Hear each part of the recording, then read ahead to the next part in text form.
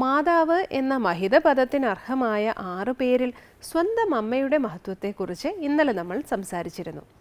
അമ്മയ്ക്ക് ശേഷം ദേശമാതാവും പിന്നീട് ഗംഗാനദിയുമാണ് മാതാവ് എന്ന സ്ഥാനത്തിന് അർഹർ.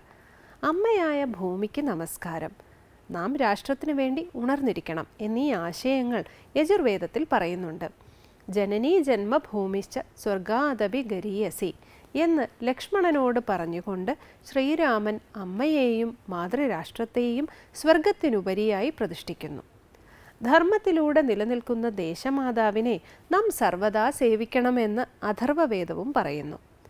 അമ്മയായ പിറന്ന മണ്ണും മക്കളായ ജനങ്ങളും സംഗമിക്കുമ്പോഴാണ് ദേശസങ്കല്പം ഉണ്ടാകുന്നത്. ദേശഭക്തി നമ്മുടെ ധർമ്മത്തിൻ്റെ ഭാഗമാണ്.